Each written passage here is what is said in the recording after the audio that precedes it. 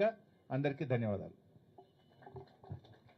పెద్దలు గౌరవనీయులు మన శాసనసభ పక్ష ఉపనాయకులు శ్రీ హరీష్ రావు గారికి, గౌరవ మాజీ మంత్రివర్యులు శ్రీ కొప్పుల ఈశ్వర్ గారు, మాజీ మంత్రివర్యులు శ్రీ ప్రశాంత్ రెడ్డి గారు, జిల్లా పార్టీ అధ్యక్షులు విద్యాసాగర్ రావు గారు, గౌరవ డిప్యూటీ లీడర్ శాసన మండలిలో శ్రీ ఎల్ రమణ గారు, శాసన మండలి సభ్యులు, మాజీ మంత్రి గారు, సోదరులు శాసనసభ్యులు కౌశిక్ రెడ్డి గారు, సంజయ్ గారు, పెద్దలు జగిత్యాల ఇన్ఛార్జిగా ఈరోజు ఇక్కడికి విచ్చేసిన మా పల్ల రాజేశ్వర రెడ్డి గారు, గౌరవ పెద్దలు పార్టీ జనరల్ సెక్రటరీ, మరి వాలంటరీ రిటైర్మెంట్ తీసుకుని ఆనాడు ప్రతిపక్షంలో ఉన్న మనతో కలిసి వచ్చిన గౌరవనీయులు శ్రీ ఆర్ఎస్ ప్రవీణ్ కుమార్ గారు, గౌరవనీయులు శ్రీమతి తుల ఉమ గారు, అట్లాగే పెద్దలు ఈరోజు ఇక్కడ ఈ కార్యక్రమాన్ని జగిత్యాలలో జరుగుతున్న బహిరంగ సభకి పార్టీ జనరల్ సెక్రటరీగా ఇన్ఛార్జిగా బాధ్యత తీసుకున్న గౌరవనీయులు శ్రీ గ్యాదరి బాలమల్లు గారు, ప్రాంగణం బాధ్యత అంతా వారే నిర్వహిస్తా ఉన్నారు.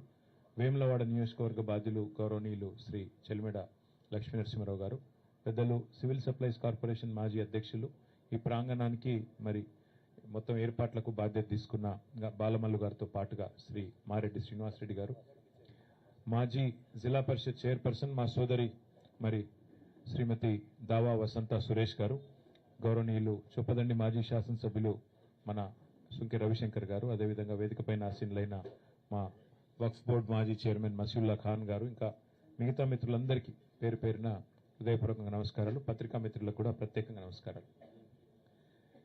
మా మాజీ శాసనసభ్యులు మరొక జీవన్ రెడ్డి గారు, ఆశన్న గారు జీవన్ రెడ్డి గారు, వారికి కూడా ప్రత్యేకంగా నమస్కారాలు. ఇవాళ జగిత్యాలలో ఒక పండుగ వాతావరణం కనబడతా ఉంది. పెద్దలు మాజీ మంత్రివర్యులు జీవన్ రెడ్డి గారు, పార్టీ అధ్యక్షులు తెలంగాణ తొలి ముఖ్యమంత్రి కేసీఆర్ గారి నాయకత్వంలో మరి బీఆర్ఎస్ లో చేరబోతా ఉన్నారు అనే ఒక కోలాహలం, ఒక పండుగ వాతావరణం ఇవాళ అందరికీ కనబడతా ఉంది. హరీష్ రావు గారు ఇప్పుడు మర్యాదపూర్వకంగా జీవన్ రెడ్డి గారి ఇంటికి వెళ్లి వారిని స్వాగతించి పలకరించి, వారికి గతంలో దాదాపుగా ఒక 25 సంవత్సరాలుగా వారికి ఉన్న పరిచయం కూడా ఇద్దరికి ఉంది కాబట్టి వారిని పలకరించి సాధారణంగా పార్టీలోకి వస్తున్నందుకు ధన్యవాదాలు చెప్పడం జరిగింది. ఇవాళ వాస్తవం ఏంటి అంటే రాష్ట్రంలో ఒక రాజకీయ పునరేకీకరణ జరుగుతూ ఉంది. సింహం బయటికి వస్తూ ఉంది అంటే గుంటనక్కల గుండెల్లో ఇలా రైలు ఉరుకుతున్నాయి. కేసీఆర్ గారు ఒక సంవత్సరం తర్వాత ఒక బహిరంగ సభకు వస్తున్నారంటే ఎన్నో రకాల కుట్రలకి కుతంత్రాలకి తెరలేపి కాంగ్రెస్ ప్రభుత్వం జగిత్యాలలో జరగబోతున్న జైత్రయాత్రను అడ్డుకునే ఒక చిల్లర ప్రయత్నం చేస్తూ ఉంది. ముఖ్యమంత్రి గారు, మంత్రులు ఎంత సిల్లీ పాలిటిక్స్ అంటే కేసీఆర్ గారు ఇక్కడికి వస్తున్నారంటే ముఖ్యమంత్రి గారు మేడిగడ్డ కోతారట. 2.5 ఏళ్లకెళ్లి మేడిగడ్డ కోయేందుకు ముఖ్యమంత్రికి టైం లేకుండే అర్జెంటుగా ముఖ్యమంత్రి గారికి కేసీఆర్ గారి బహిరంగ సభ ఇక్కడ ఉంటే టీవీలలో సగం కేసీఆర్ ను చూపెట్టాలి, సగం రేవంత్ రెడ్డిని చూపెట్టాలి, పేపర్లలో సగం రేవంత్ రెడ్డిది రాయాలి, అవతలికు కేసీఆర్ది రాయాలని ఒక చిల్లర ప్రయత్నం. అంటే గింత కుత్సితమైన, గింత కుసంస్కారమైన, గింత చిన్న మెదడున్న ముఖ్యమంత్రి బహుశా భారతదేశంలో ఎవరు ఉండరు, ఒక రేవంత్ రెడ్డి తప్ప. ఆయనకు హైటే తక్కువ అనుకున్నా, బుర్ర కూడా తక్కువ. అంటే ఈ మాట ఎందుకు అంటున్నా అంటే నిజం గింత చిల్లరగా ఉండకూడదు రాజకీయం. కేసీఆర్ లాంటి ఒక నాయకుడు ఆయన ఇంకా గీ ఏజ్ లో గీ స్థాయికి చేరుకున్న తర్వాత ఆయనకు పేపర్ వాళ్ళు ఏం రాస్తారు, టీవీ వాళ్ళు ఏం చూపెడతారు, ఆయనకి ఏమైనా ఉంటుందా? జగిత్యాలకు వచ్చుడు, జనాలను కలుసుడు, అందరి ముందు మాట్లాడుడు, లక్షలాది మందితో సంభాషించుడు కేసీఆర్ గారికి తెలిసిందే గది, ఆయన ప్రస్థానమే అది. అట్లాంటిది ఇవాళ ఆయన ఇక్కడికి వస్తుంటే కోరుట్లకెళ్ళి వచ్చేటోళ్ళందరికీ ఇక్కడికి రానియకుండా రోడ్డు దవ్వుతారట. 3 ఏళ్లకెళ్ళి యాదికి రాలే రోడ్డు, ఇప్పుడే యాదికి వచ్చింది సడన్ గా. ఇంత చీప్ పాలిటిక్స్, ఇంత చిల్లర ప్రయత్నాలతో జగిత్యాలలో జన ప్రభంజనాన్ని అడ్డుకుంటామని రేవంత్ రెడ్డి గారు, అదేవిధంగా ఇక్కడ ఉన్న హైబ్రిడ్ ఎమ్మెల్యే, హైబ్రిడ్ కూడా కాదు, ఏం బ్రీడో ఇది, ఏ బ్రీడో ఆ బ్రీడ్ ఎమ్మెల్యే ఇక్కడ ఉన్నాయన ఏ పార్టీ ఆయనకే తెలియదు. బీఆర్ఎస్ అని ప్రెస్ మీట్ లో చెప్తాడు, కాంగ్రెస్ పార్టీ ఆఫీసులో కూర్చుంటాడు, కాంగ్రెస్ పార్టీ మంత్రి పక్కకు కూర్చుంటాడు. క్రాస్ బ్రీడ్ అనాలనా, హైబ్రిడ్ అనాలనా, ఏం బ్రీడ్ అనాలే, ఆయన ఏందో ఆయనే చెప్పుకోవాలి. వాళ్ళు రేవంత్ రెడ్డి భయం ఏంటంటే, కాంగ్రెస్ లో భయం కూడా ఏంటంటే, ఇక్కడ కేసీఆర్ గారు వచ్చి జీవన్ రెడ్డి గారు, కేసీఆర్ గారు, మా రమణన్న, మా వసంత అందరు కలిసి ఒక వేదిక మీదకి వెళ్లి మాట్లాడితే జగిత్యాల నుంచే మళ్లీ బీఆర్ఎస్ జైత్రయాత్ర మొదలైతుంది, దండయాత్ర మొదలైతుంది, రేవంత్ రెడ్డికి భరతం పట్టడానికి తెలంగాణ ప్రజలు మరి రంగం సిద్ధం చేసినారని ఒక వాతావరణం వస్తుందని ఆయనకు భయం పట్టుకుంది. ఆయన అట్టర్ ఫ్లాప్ పాలన, 6 గ్యారంటీలని, 420 హామీలని, 13 డిక్లరేషన్లు, అన్ని వర్గాలను మోసం చేసిన విషయం బయటపడుతుందని చెప్పి ఆయనకు భయం పట్టుకున్నది. అందుకే ఈ రకమైన చిలిపి ప్రయత్నాలు చేస్తా ఉన్నారు. కానీ ఒకటి మాత్రం వాస్తవం, ఇదే జగిత్యాలలో కేసీఆర్ గారు గతంలో ఎన్నో బహిరంగ సభలు నిర్వహించారు. ఈ సభ కూడా అద్భుతంగా విజయవంతం అవుతుంది.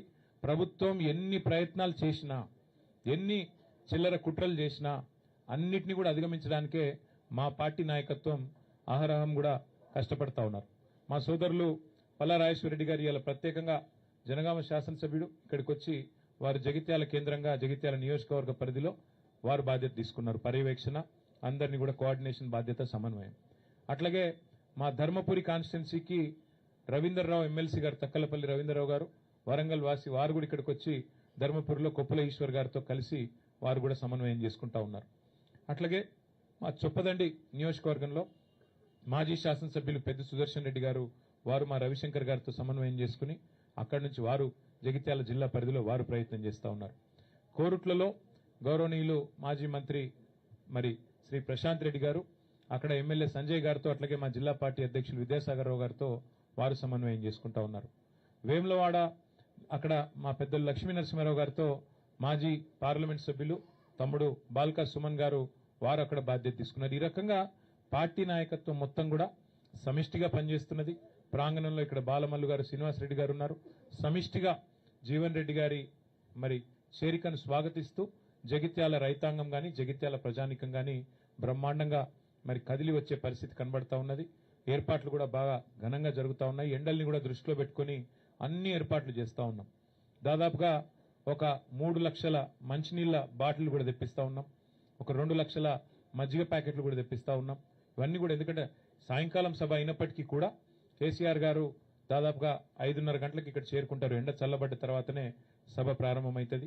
5:30 గంటలకి కేసీఆర్ గారు ఇక్కడ చేరుకుంటారు. చేరుకున్న తర్వాత 5-5:30 మధ్యలో చేరుకుంటారు. ఆ తర్వాత సభ ఒక గంటంబావు సేపు సభ జరుగుతుంది. దయచేసి పాత్రికేయ మిత్రులతో కూడా నా ప్రార్థన, మొన్న మీకు కొంత అసౌకర్యమైంది, మమ్మల్ని మన్నించండి. ఒక సోదరుడికి కాలుకు ఫ్రాక్చర్ కూడా అయింది. అట్లాగే కొన్ని కెమెరా ట్రైపాడ్లు కూడా ఇరిగినాయని చెప్పారు. తప్పకుండా వారి నష్టాన్ని మేము భర్తీ చేస్తాము. ఆ సోదరుడికి సంబంధించి కూడా మా ఎమ్మెల్యే సంజయ్ గారు, మిగతా మిత్రులు కూడా హాస్పిటల్ కూడా వచ్చారు. ఈశ్వర్ గారు కూడా వచ్చారు, జీవన్ రెడ్డి గారు కూడా వచ్చారు. ఆ బాధ్యత అంతా కూడా మేమే తీసుకుంటాం.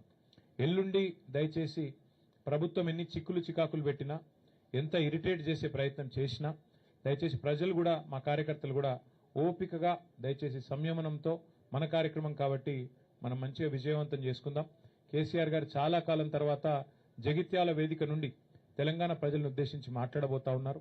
ఆయన ఏం మాట్లాడతారో వినాలని చెప్పి తెలంగాణ రైతులు, తెలంగాణ ఆడబిడ్డలు, తెలంగాణలోని మా విద్యార్థి తమ్ముళ్ళు, మా యువకులు, అట్లాగే పెద్ద మనుషులు అందరూ ఎదురు చూస్తూ ఉన్నారు. కాబట్టి ఈ కార్యక్రమాన్ని ఎంత సంయమనంతో, ఎంత సమన్వయంతో, ఎంత ఓపికతో, ఎంత మరి ఆలోచనాత్మకంగా మనం పోతే అంత మంచిది. కాబట్టి దయచేసి జగిత్యాలలో ఉండే మా ప్రతి సోదరుడు సోదరికి నా ప్రార్థన, ఇది మీ సభ, మీరు మాకు ఆతిథ్యం ఇస్తున్నారు. కాబట్టి దయచేసి ఈ కార్యక్రమాన్ని విజయవంతం చేసే దిశగా అవసరమైతే జగిత్యాల కార్యకర్తలు ఒక మెట్టు దిగి చూస్తా ఉన్నా. నేను కూడా మొన్నటి నుంచి, మొదటిసారి మొన్న వచ్చినప్పుడు, ఇప్పుడు కూడా మా రమణన్న, మా వసంతమ్మ వాళ్ళు కూడా మరి జీవన్ రెడ్డి గారి చేరికను స్వాగతిస్తూ అవసరమైతే ఒక వరుస మేము వెనుక ఉండి కొత్త వాళ్ళు వస్తున్నప్పుడు మేము ఆహ్వానించాలనే ఒక సంస్కారాన్ని, ఒక గౌరవాన్ని వారు ఇస్తున్నందుకు వారికి కూడా ప్రత్యేకంగా అభినందనలు తెలియజేస్తూ, మా పత్రికా మిత్రులు కూడా చాలా సహకరించారు. మొన్న జరిగిన ఇబ్బందిలో కూడా, ఇంత ఎండలో కూడా మీకు కూడా ప్రత్యేకంగా ధన్యవాదాలు. కరీంనగర్ నుంచి వచ్చే స్టాఫర్లకు కూడా ప్రత్యేకంగా, వారికి కూడా ప్రత్యేకంగా ఆహ్వానం, వారికి కూడా ఏర్పాట్లు చేస్తాము. హైదరాబాద్ నుంచి కూడా పత్రికా మిత్రులు కూడా వస్తూ ఉన్నారు, వారికి కూడా స్వాగతం. అట్లాగే కార్యక్రమం తప్పకుండా మంచి విజయం సాధించాలని ఆకాంక్షిస్తూ, జగిత్యాల నుంచే బీఆర్ఎస్ జైత్రయాత్ర ప్రారంభం అవుతుంది. తిరిగి జగిత్యాల నుంచే మళ్ళీ పూర్వ వైభవం సాధించడానికి, కేసీఆర్ గారు ముఖ్యమంత్రి కావడానికి జగిత్యాల ప్రజల ఆశీర్వాదంతోనే కదం తొక్కుదామని చెప్పి మీ అందరికీ కూడా విజ్ఞప్తి చేస్తూ థ్యాంక్ యూ. సభలో పట్టనంత మంది వస్తారు, గ్రౌండ్లో పట్టనంత మంది ఉంటారు, అదైతే పక్కా. ఇక మిగతా అన్ని విషయాలు హరీష్ రావు గారు చెప్పారు. కాబట్టి మళ్ళొకసారి మీ అందరికీ ప్రత్యేకంగా ధన్యవాదాలు, నమస్కారాలు. జై తెలంగాణ.